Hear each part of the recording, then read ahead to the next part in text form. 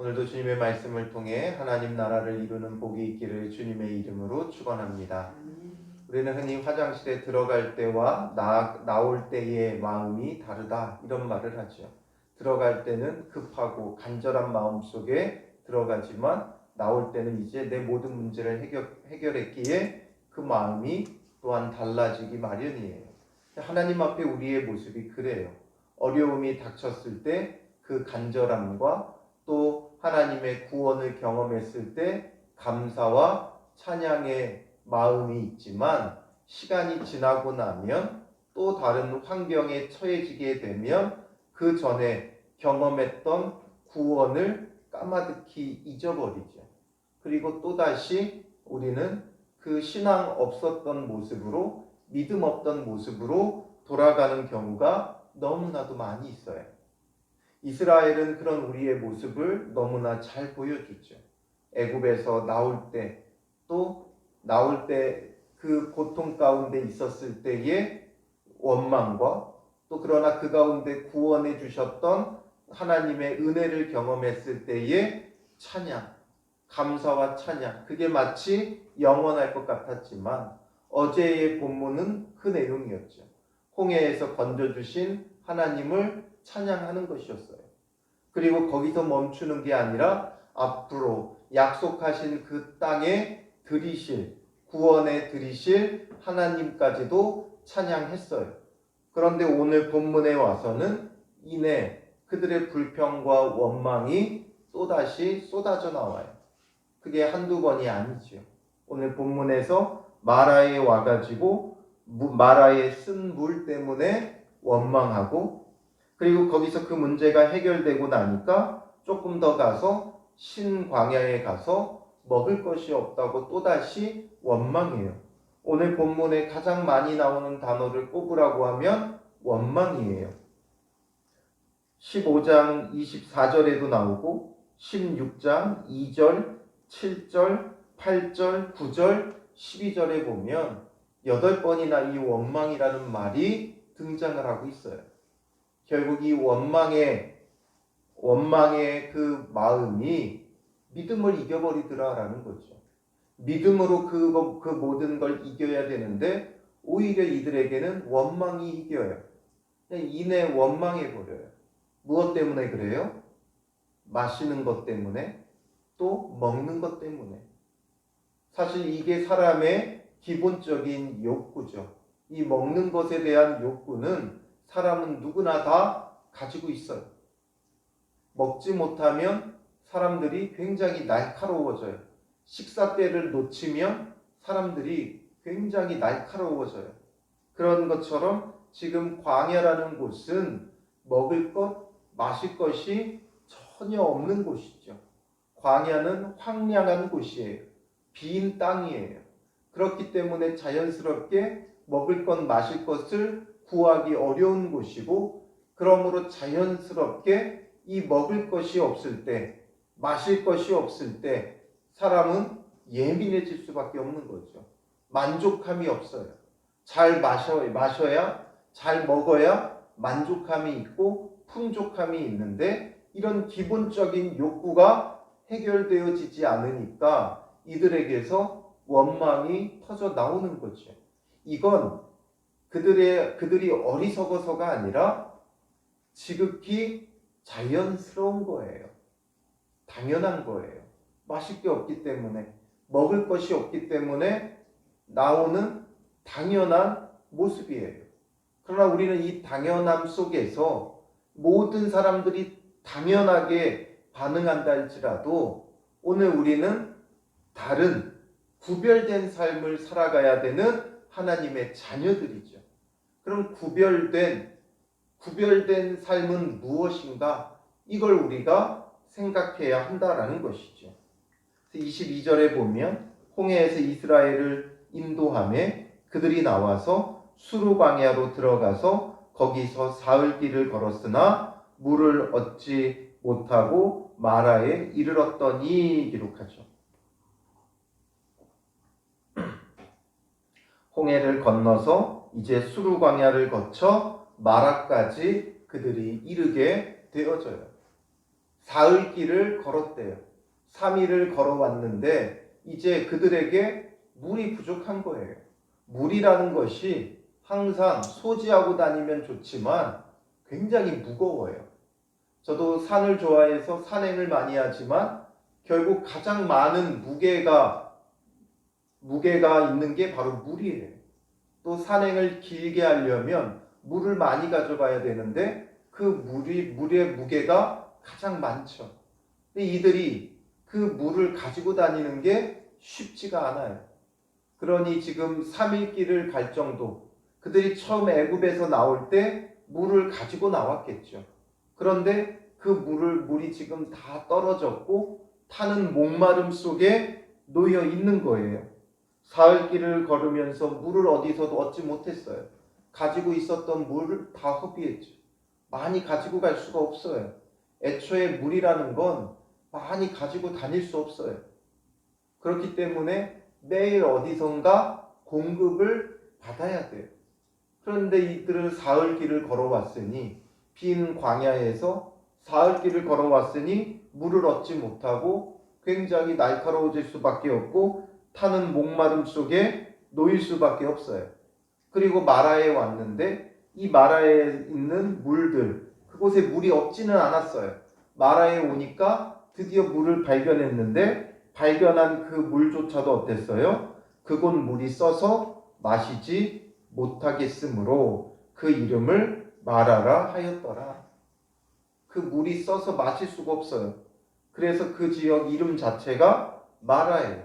마라라는 말은 쓰다, 괴롭다, 근심하다 이런 의미를 갖고 있어요. 그래서 우리가 인생이 쓰다 이런 말을 하죠. 같은 그런 의미를 포함하고 있는 말이죠. 물 자체가 너무 써서 마실 수가 없는 그런 지역이었어요. 그러니까 그들이 어떻게 반응을 합니까? 물이 없으므로 하나님께 구하는 자가 되어야 되는데 그들도 모르게 자연스럽게 무엇이 나타나요? 원망이 나타나는 거죠.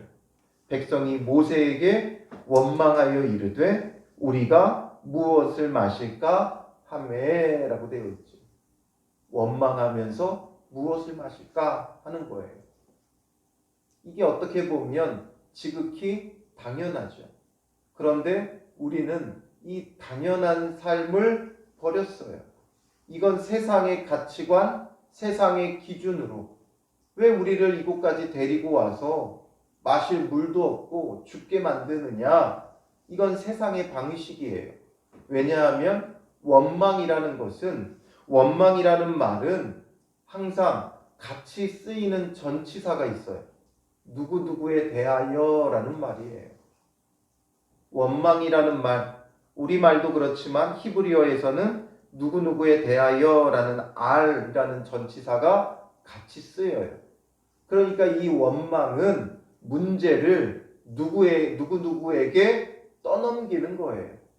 나의 문제로 생각하지 않고 남의 문제로 떠넘기는 거죠.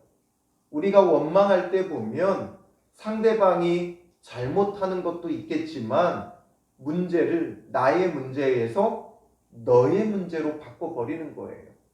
그 문제를 내가 책임지기 싫어서 누군가에 대하여 전가해버리는 거죠.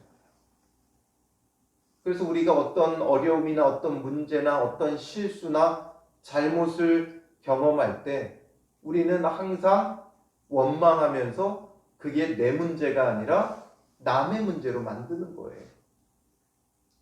그래서 안 되는 그 공동체, 이웃과의 관계를 보면 원망 때문에 그래요.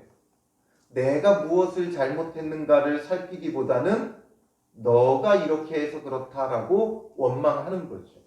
그러니 이 물이 없는 문제를 가지고 모세가 우리를 이곳으로 데려와서 그렇다. 모세에게 그 문제를 전가하는 거예요. 그게 바로 원망이에요. 오늘 우리도 알게 모르게 원망할 때가 많아요. 내 문제를 살피기보다는 남에게 그 문제를 떠넘기는 거죠. 이렇게 그들이 원망해요. 그러니 모세가 어떻게 해요? 여호와께 부르짖었더니 이 원망 없이도 부르짖을 수 있잖아요. 원망하기 전에 우리가 마실 물이 없습니다. 그러니 하나님께 구해 주십시오. 이래도 되는데 원망 때문에 하나님께 부르짖는 일이 벌어진 거죠. 그러니 여호와께서 그에게 한 나무를 가르치시니 한 나무를 가르치셨어요. 그러니 그가 물에 던지니 물이 달게 되었더라.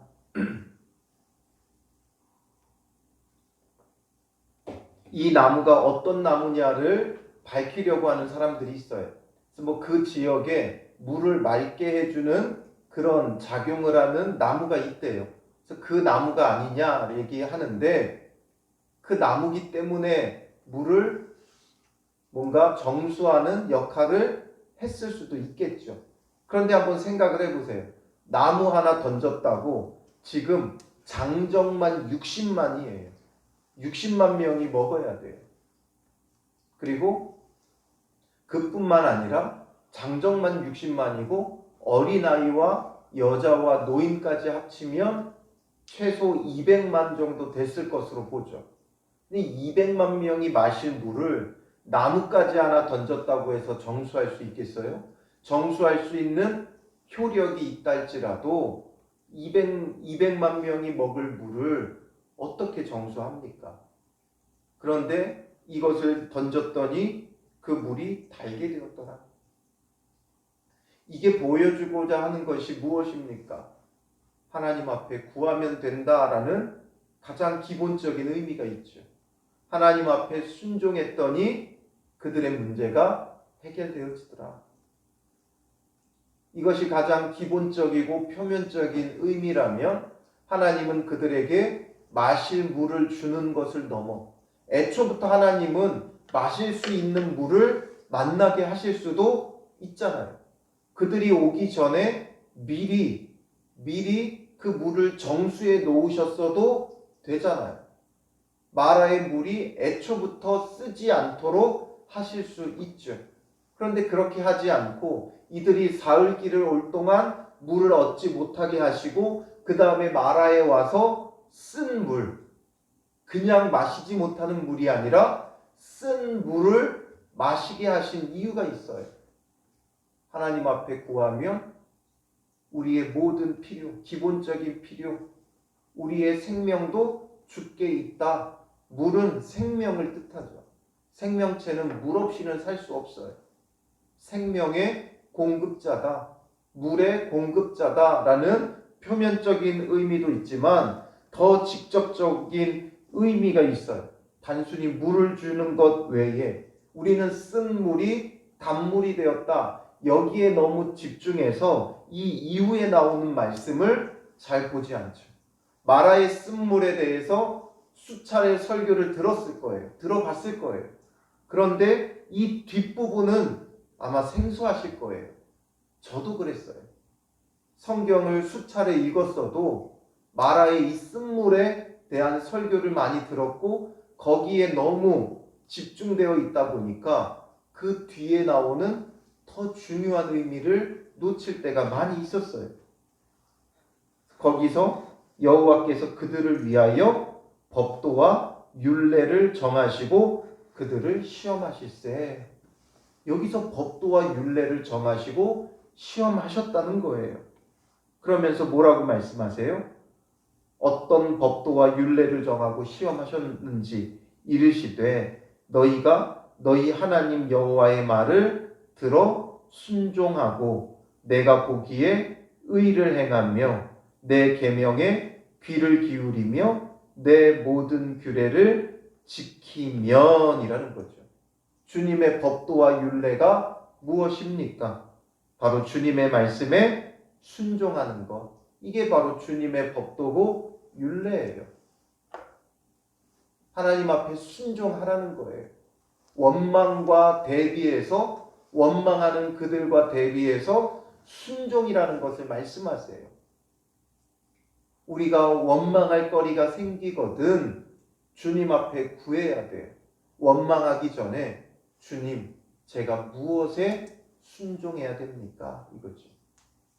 마라의 쓴물은 그냥 물 자체가 쓰기도 했지만 쓰다라는 이 마라라는 말에는 어떤 뜻도 있다 그랬어요? 괴롭다, 근심하다 이런 뜻이 있지. 우리의 인생이 쓰디쓴 마라의 물과 같고 괴롭고 근심거리가 될 때 우리는 주님 앞에 구해야 돼요. 주님, 제가 무엇에 순종하기를 원하십니까? 마라에서 주님은 그들이 원망하는 것이 아니라 순종하기를 원하셨던 거예요. 그러니까 우리가 겪는 삶의 문제 속에서 하나님은 우리가 원망하기를 원하는 것이 아니라 순종하기를 원하세요. 내가 보기에 의를 행하며 내 계명에 귀를 기울이며 내 모든 규례를 지키면 이라고 되어 있죠. 내가 보기에 의를 행하며 라는 거예요. 내가 보기에 의를 행한다는 건 내가 아니라 하나님이시라는 거죠. 하나님께서 말씀하시는 거잖아요. 하나님 보시기에 의를 행해야 돼요. 사람이 보기에 의를 행하는 것이 아니라 하나님이 보시기에 의를 행해야 돼요. 사람이 보기에 의는 착한 일 많이 하는 것이고 사람이 보기에 의는 남에게 해를 끼치지 않는 거예요. 그러나 하나님 보시기에 의를 행해야 한다라는 거죠. 하나님 보시기에 의를 행하는 것은 무엇입니까? 바로 주님의 계명에 귀를 기울이며 주님의 모든 규례를 지키는 것이죠. 그러면서 순종하는 거예요. 그게 하나님 앞에 의가 되는 거예요. 그게 하나님 앞에 온전하게 행하는 것이고 완전하게 행하는 것이죠. 그러니 이 마라에서 쓴 물을 만났을 때 이들이 믿는 자들로서 하나님의 구원을 경험하고 그렇게 하나님을 찬양하고 하나님께 감사했던 자들로서 해야 되는 것은 주님 우리가 어떻게 해야 할까요? 묻고 주님이 원하시는 것에 순종하고 주님이 원하시는 대로 의를 행해야 되는 거예요. 이게 인생의 고통, 인생의 쓰디쓴 잔을 마실 때 믿는 자들이 해야 될 신앙의 자세다라는 거죠. 오늘 삶 속에 어떤 어려운 일이 다가오고 어떤 쓰디쓴 물이 우리에게 다가온다 할지라도 우리는 그 속에서 주님, 내가 어떻게 하여야 할까요? 무엇에 순종할까요? 이 문제를 남의 문제로 남의 책임으로 떠넘기는 게 아니라 내가 주님 앞에 어떻게 순종할까요? 주님이 원하시는 의는 무엇입니까? 묻고 구하고 온전히 순종하며 주를 따라야 돼요. 그렇게 모든 규례를 지키면 내가 애굽 사람에게 내린 모든 질병 중 하나도 너희에게 내리지 아니하리니 나는 너희를 치료하는 여호와임이니라 말씀하시죠. 애굽 사람에게 내린 모든 질병 중 하나도 내리지 않겠다 말씀하시는 거예요. 그러면서 하나님께서 자신을 어떻게 또다시 소개하세요? 너희를 치료하는 여호와다. 이 치료하다라는 말이 라파예요.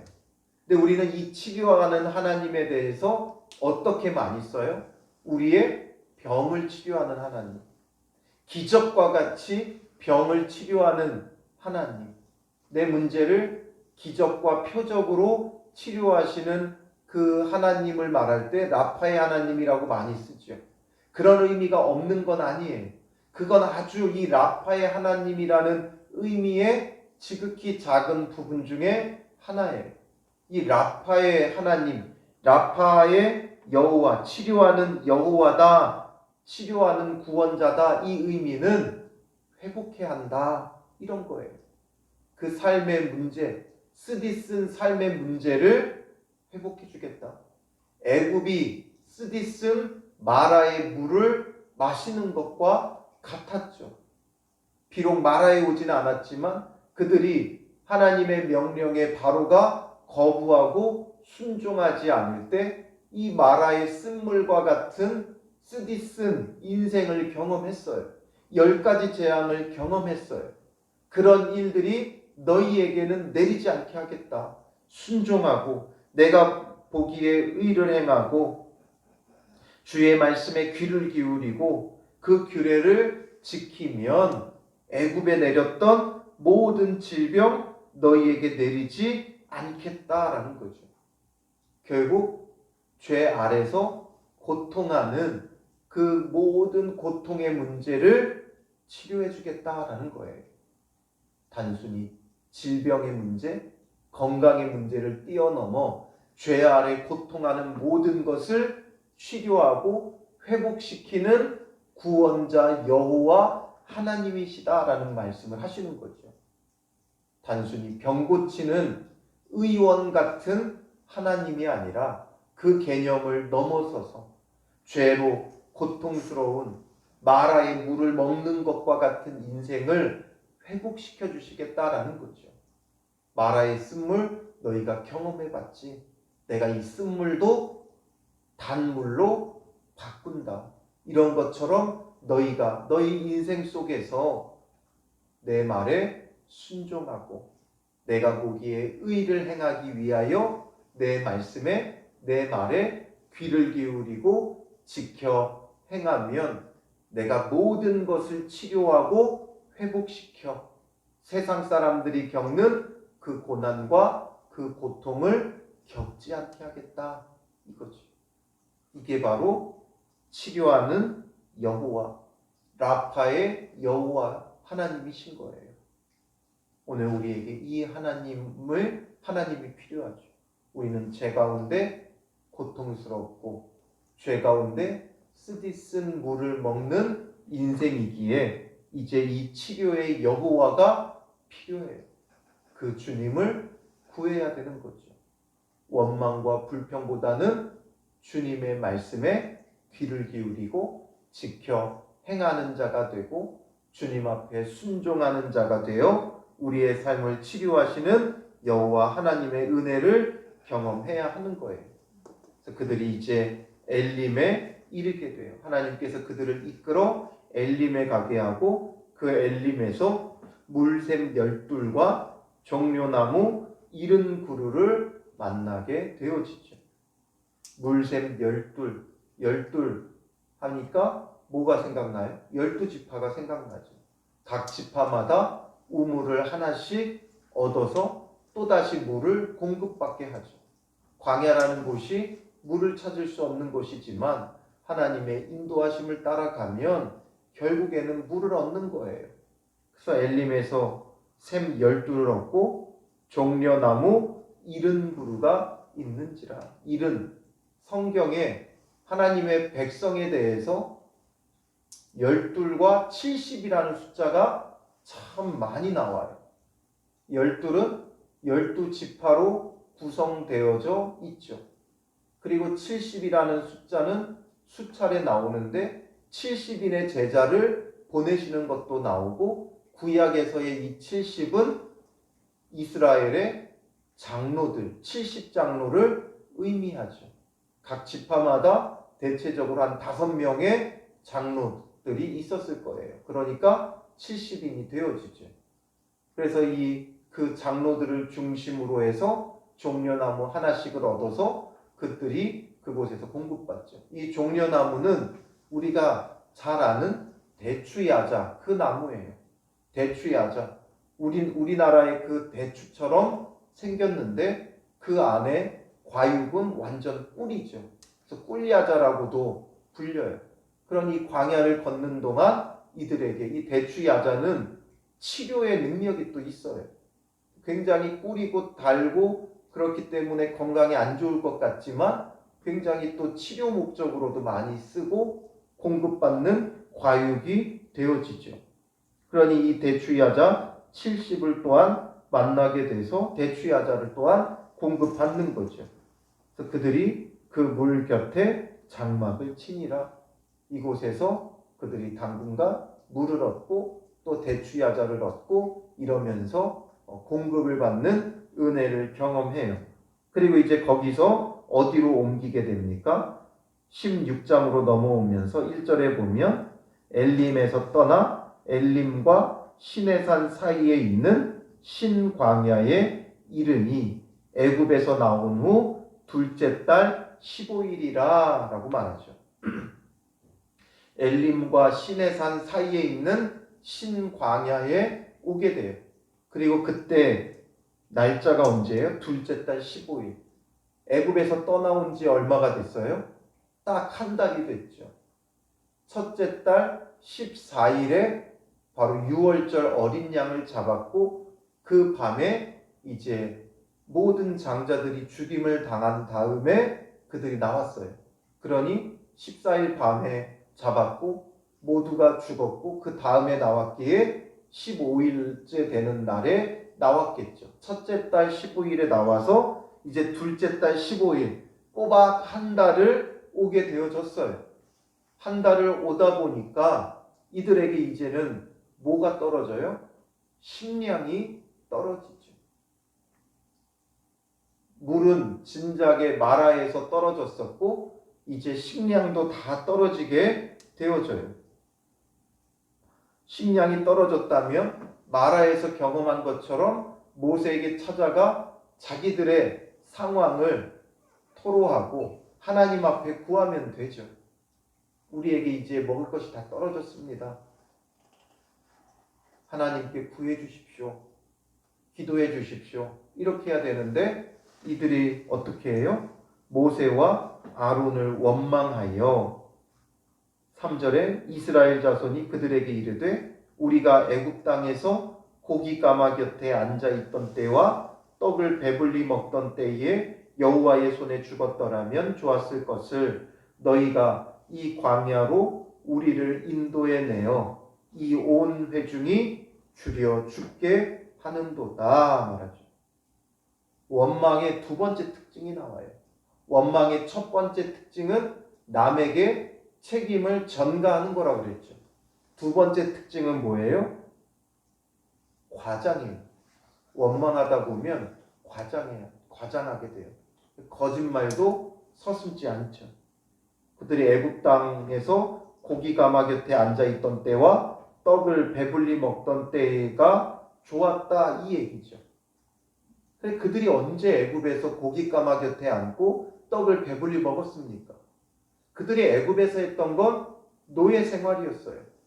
고통스러워서 그들의 부르짖음이 있었고 그 부르짖음 때문에 하나님께서 그 부르짖음을 듣고 모세를 보내주시고 하나님께서 약속했던 그 약속을 기억해 주신 거예요. 그들에게 애굽이란 노예 생활이었어요. 바로에게 학대당하고 노동력으로 동원당하고 고통스럽고 괴로운 인생이었던 게 애굽 생활이에요. 그런데 원망하다 보니까 이제 말도 안 되는 거짓말하죠. 애굽에서 고기 가마 곁에 앉고 떡을 배불리 먹었을 때가 좋았다. 차라리 거기서 그렇게 먹고 죽는 게 낫지 이 광야에서 굶주려 죽게 된다. 그들이 거기서 배불리 먹으며 지내다가 죽는 자들이 아니라 노동하다가 죽을 자들을 하나님께서 건져내 놓으신 거죠. 그래서 물에서 건져주면 보따리 내놓으라고 성낸다. 이것처럼 건져내 주었더니 거기가 좋았다. 여기서 죽게 되었다. 원망하고 있죠. 결국 과장하고 거짓말로 자기 스스로도 속는 거예요. 자기들도 속는 거예요. 애굽이 좋았다고. 애굽이 좋기는 그곳에서 종살이밖에 더 했습니까? 무거운 돌만 나르죠. 지금도 아직도 이집트에 미라를 지은 게 불가사의예요. 어떻게 그 큰 돌들을 옮겨서 쌓았을까? 아직도 미스터리예요. 현대 과학으로도 밝혀지지 못해요. 그만큼 고통스러운 노역을 한 거예요. 현대 과학으로도 밝힐 수 없는 노동을 하고 있었던 자들이었는데 그때가 좋았다. 이게 원망하는 자들의 특징이죠. 온통 거짓말뿐이에요. 그러니까 어디서든지 불평하고 원망하는 사람들, 이들이 여론을 만들거든요. 근데 그 여론을 보면 전부 다 허황되고 과장된 거예요. 그래서 원망하는 사람들의 말에 휘둘리면 안 돼요. 그들의 말을 듣다 보면 그럴듯한데 전부 다 과장이고 거짓이죠. 그래서 여호와께서 모세에게 이르시되 4절에 보면 보라 내가 너희를 위하여 하늘에서 양식을 비같이 내리리니 백성이 나가서 일용할 것을 날마다 거둘 것이라. 이같이 하여 그들이 내 율법을 준행하나 아니하나 내가 시험하리라. 여섯째 날에는 그들이 그 거둔 것을 준비할지니 날마다 거두던 것에 갑절이 되리라. 일용할 거둘 것을 하나님께서 그들에게 주시죠. 비록 그들은 원망했지만 하나님께서 그들에게 일용할 것을 날마다 거둘 수 있도록 주시고 또 그 가운데 하나님께서 율법을 준행하나 아니하나 시험하시겠다 말씀하세요. 그 시험은 뭐예요? 날마다 일용할 것을 거두게 하시되 여섯째 날에는 그들이 그 거둔 것을 준비할지니 날마다 거둔 것에 갑절이 되리라. 그러니까 여섯째 날에는 갑절로 거두게 하세요. 왜냐하면 일곱째 날에는 안식하게 하시기 위한 거죠.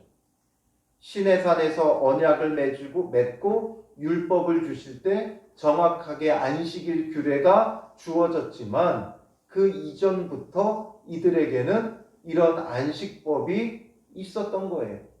그러니 날마다 만나를 거두되 여섯째 날에는 2배로 거둬라. 그리고 일곱째 날에는 안식해라. 그리고 또다시 그 다음 날이 되면 하나님께서 날마다 주실 것을 바라보는 거죠. 이대로 하지 않는 자들이 있어요. 하나님을 향한 믿음을 가지지 않으면 이거 언제 그칠지 모른다. 이 만나 언제 그칠지 모른다. 그러니까 일용할 것이 아니라 더 거두려고 하지. 그럼 더 거둔 그건 무엇이 되었어요? 밤새 썩고 벌레가 났죠. 우리의 기본적으로 하나님을 향한 믿음을 갖고 살아가는 사람들은 일용할 것을 거두는 삶의 자세가 필요해요. 더 많은 것을 거두려고 욕심을 내고 또 쌓아두고 자기 혼자 움켜잡으면 결국 그 모든 것이 썩어나게 되는 거예요. 쓸모없게 되어지는 거예요. 우리에게 필요한 것이면 충분해요. 오늘 공급되어지고 있으면 충분해요. 그런데 세상은 계속 뭐라고 말해요? 노후 대책해야 된다. 노후 대비해야 된다. 앞으로 어떻게 될지 모르니 준비해야 된다. 보험 들어야 된다. 보험 없으면 망한다. 이런 것으로 우리를 속여요. 그래서 우리는 믿음으로 살아가야 돼요. 항상 주님을 향한 믿음을 가지고 오늘 주신 것 있으면 그것으로 충분해요. 오늘 먹을 것 있으면 그것으로 충분해요. 그 외의 것은 더 움켜쥐지 않아도 더 쌓아놓지 않아도 내일 것을 하나님께서 주실 것을 믿는 믿음 가운데 살아가면 돼요. 이거 끊어지면 어떡하나? 이런 고민할 필요가 없다는 거죠. 이거 끊어져도 다른 것으로 연결시켜 주시는 거예요. 다른 것으로 또 채워주셔요. 그 믿음을 가지고 살아가는 거예요. 그게 바로 믿음이에요. 이것으로 하나님께서 시험하시겠다 말씀하신 것처럼 오늘 우리도 오늘 먹을 것 있고 오늘 공급되어지는 은혜가 있으면 그것으로 만족하면 돼요. 넘치는 건 내일을 위해 쌓아두는 자가 아니라 넘치는 건 나누고 베풀 수 있어야 돼요. 그렇지 않으면 만나가 썩어가는 것처럼 썩게 되어지는 거죠. 6절에 모세와 아론이 온 이스라엘 자손에게 이르되 저녁이 되면 너희가 여호와께서 너희를 애굽 땅에서 인도하여 내셨음을 알 것이요 아침에는 너희가 여호와의 영광을 보리니 이는 여호와께서 너희가 자기를 향하여 원망함을 들으셨음이라 말하죠. 너희의 원망함을 하나님께서 들으셨다. 그러니 저녁에는 여호와께서 너희를 애굽 땅에서 인도해 내셨음을 알 것이고 아침에는 너희가 여호와의 영광을 볼 것이다. 무슨 말이냐면 더 이상 원망할 수 없도록 하시겠다라는 거죠. 원망할 수 없도록. 이게 없어서 저게 없어서 그게 아니라 너희가 원망할 수 없도록 하나님께서 만드실 것이다. 그러므로 8절에 여호와께서 저녁에는 너희에게 고기를 주어 먹이시고 아침에는 떡으로 배불리시리니 말씀하죠. 저녁에는 고기로 먹이시고 아침에는 떡으로 먹이시겠다. 그건 뭐예요? 저녁에는 메추라기를 보내주시고 또 아침에는 만나를 내려주시고 그럼 더 이상 원망할 게 없겠지 이거예요. 너희가 이제 이렇게까지 해주는데도 원망하면 그때는 죽음밖에 없다는 거죠. 지금까지의 원망에는 하나님께서 벌하지 않으세요. 이게 참 희한한 게 광야를 거쳐 이들이 시내산까지 가게 되죠. 그래서 출애굽 이 여정들을 보면 시내산에 이를 때까지는 이들이 불평하고 원망해도 하나님께서 징계하거나 벌하지 않으세요. 애굽에서도 바로가 그들을 더 학대할 때 이들이 원망했죠. 그러나 하나님이 그들을 징계하지 않았어요. 그리고 마라에서 쓴물로 인해 원망했을 때도 하나님께서 징계하시지 않았어요. 그리고 이제 먹을 것이 없다고 원망했지만 하나님께서 징계하지 아니하시고 오히려 밤에는 고기, 아침에는 떡 이것을 먹을 수 있도록 공급해 주세요. 왜냐하면 하나님이 누구신지를 알려주시는 과정이에요. 그들이 아직 하나님에 대해서 제대로 알지 못하기에 하나님이 어떤 분이신지를 알려주실 때는 하나님께서 징계하시지 않아요. 그러나 이제 시내산에서 언약을 맺고 하나님이 누구신지가 이제 완전히 드러났죠. 하나님이 여호와이신 줄을 완전히 다 알게 된 후에는 그래도 하나님을 불평하고 하나님께 원망하면 하나님이 징계하시는 거죠. 그런데도 순종하지 않으면 징계하시는 거예요. 그러니까 하나님께서 참고 계시는 거죠. 아직은 어리니까. 어린 아이를 막 다그쳐서 혼내서 벌해서 되지 않아요. 어린 아이들은 몰라서 하는 것에 대해서는 가르쳐 주는 거죠.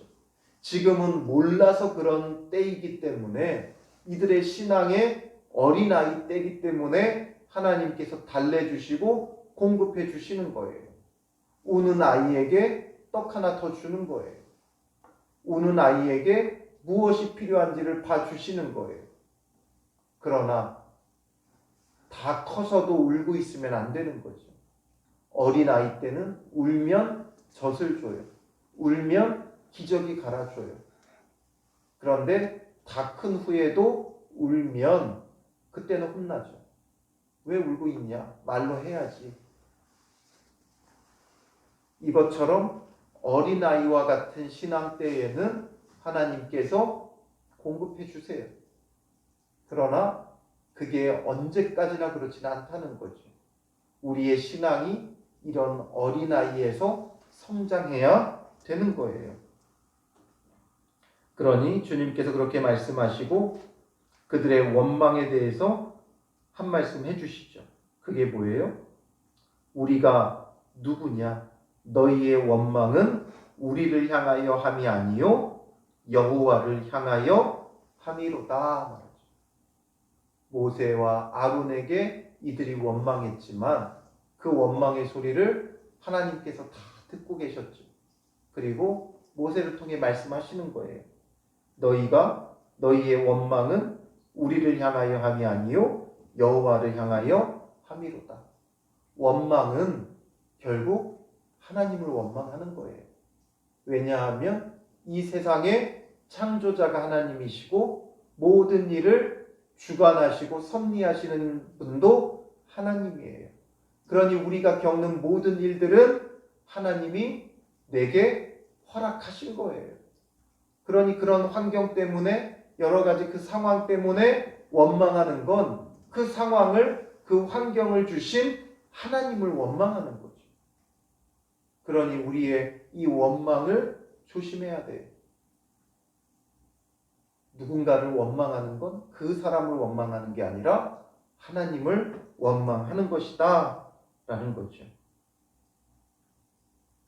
그래서 11절에 여호와께서 모세에게 말씀하여 이르시되 내가 이스라엘 자손의 원망함을 들었노라. 그들에게 말하여 이르기를 너희가 해질 때에는 고기를 먹고 아침에는 떡으로 배부르니 내가 여호와 너희의 하나님인 줄 알리라 하라. 내가 너희의 하나님 여호와다. 너희의 구원자다. 그러니 너희의 모든 것을 공급해 준다. 그러니 언제까지 원망하겠느냐라는 거죠. 원망을 멈추라는 거예요. 그 원망은 하나님에 대한 것이죠. 그러니 원망하지 말고 우리는 하나님께 구하는 자가 되어져야 하는 거예요. 그래서 예수님께서도 우리에게 기도에 대하여 가르치실 때 마태복음 6장 31절부터 34절에 보면 그러므로 염려하여 이르기를 무엇을 먹을까? 무엇을 마실까? 무엇을 입을까 하지 말라 말씀하시죠. 먹을 것, 마실 것, 입을 것 이런 것 때문에 염려하지 말아라. 이는 다 이방인들이 구하는 것이라. 너희 하늘 아버지께서 이 모든 것이 너희에게 있어야 할 줄 아시느니라. 그러니 먹을 것, 마실 것, 입을 것, 인생의 필요 때문에 원망하거나 불평하지 말아라. 그런즉 너희는 먼저 그의 나라와 그의 의를 구하라. 그리하면 이 모든 것을 너희에게 더하시리라 말씀하시죠. 그의 나라와 그의 의를 구하라는 것이죠. 하나님, 우리가 가나안 땅을 향해 나아갑니다. 우리의 길을 인도하옵소서. 이것을 그들이 바라보고 구하고 있다면 하나님께서 먹을 것, 마실 것, 입을 것 다 공급해 주시는 거예요. 그러나 그들은 지금 가나안 땅보다 내가 처해 있는 상황이 더 중요한 거죠. 어디로 가야 할 것인가? 무엇을 쫓아야 되는 것인가? 이것에 대한 사모함이 없이 그저 인생의 필요에 대해서만 사모하는 거예요. 오늘 우리는 어떻습니까? 우리의 삶의 필요만 쫓고 있는지 아니면 정말 그의 나라, 그의 의, 하나님의 뜻을 이루기 위해 하나님이 원하시는 것을 이루어가기 위해 간구하고 있는가를 살펴보라는 거죠. 하나님 앞에 마라에서 하나님께서 시험하신 것 같이 하나님이 원하시는 것에 순종하고 하나님이 원하시는 그 의를 행하며 나아간다면 자연스러운 공급이에요. 그런데 이들은 그걸 깨닫지 못하고 마라에서 단물 먹고 또 엘림에서 물 마시고 종려나무 열매를 얻은 것으로만 만족하고 있으니까 또다시 먹는 문제가 발생하는 거죠. 그들은 지금 가나안 땅에 대한 사모함이 없는 거예요. 우리가 하나님 나라에 대한 사모함이 없으면 우리의 형편 때문에 불평하고 원망하게 되어 있는 거예요. 그러니 먹을 것, 마실 것, 입을 것 염려하지 말고 오늘 내가 주님 앞에 순종해야 될 것, 하나님 내 마음을 인도하여 주시고 이끌어 주시고 성령으로 감동케 하여 주셔서 성령이 주시는 그 마음 가운데 순종하며 따라야 되는 거죠. 그것으로 살아간다면 다른 부분은 주님께서 해결해 주시고 채워주시고 공급해 주시는 거예요. 원망하다 보니까 하나님을 원망하게 되어지는 결과를 낳죠. 그러나 하나님께서 그것에 대해 지금 다 공급해 주셨지만 정말 무서운 말은 뭐예요? 여호와께서 너희가 자기를 향하여 원망함을 들으셨습니다. 하나님께서 듣고 계신다는 거죠. 몰라서가 아니라 듣고 계신다는 거예요. 듣고 또 듣다 보면 결국에는 징계의 손길이 가해지는 거예요. 그 원망함 때문에 결국에는 출애굽 1세대가 한 사람도 가나안 땅에 들어가지 못하고 광야에서 40년을 유리하게 만드시죠. 듣다 결국에는 징계의 손길이 내려치는 거예요. 그러니 오늘 우리도 이제는 원망을 그치고 주님 앞에서 주님이 원하심 앞에 순종하며 따르는 믿음의 사람들이 되시기를 주님의 이름으로 축원합니다. 기도하겠습니다. 살아계신 아버지 하나님, 우리는 너무나 어리석어서 주님의 나라와 주의 의를 바라보기보다는 우리가 처해진 환경으로 인하여 원망하고 불평할 때가 너무나도 많이 있습니다.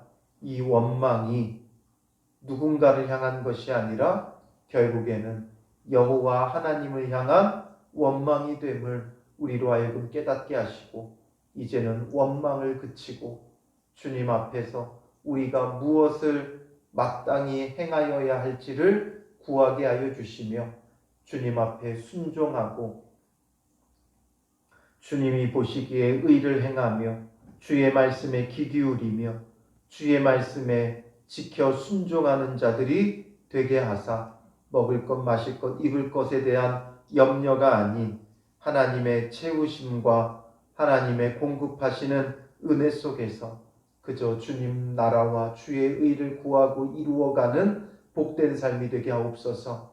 하나님이 원하시는 것이 무엇인지를 바라보게 하시고 우리 안에 고통스럽고 쓰디쓴 삶의 환경이 다가오거든 무엇에 순종하여야 하는지 하나님 앞에 구하게 하시고 우리에게 주어진 것으로 만족함이 있는 복된 삶을 살아가게 하여 주시옵소서. 우리가 염려하기보다는 내일에 대한 염려가 아닌 오늘 주신 것에 대하여 감사하며 하나님 앞에 순종하며 따를 때 라파의 여호와께서 치료하는 여호와께서 우리의 모든 삶을 치료하여 주시고 공급하여 주실 줄 믿사오며 예수님의 이름으로 기도합니다. 아멘.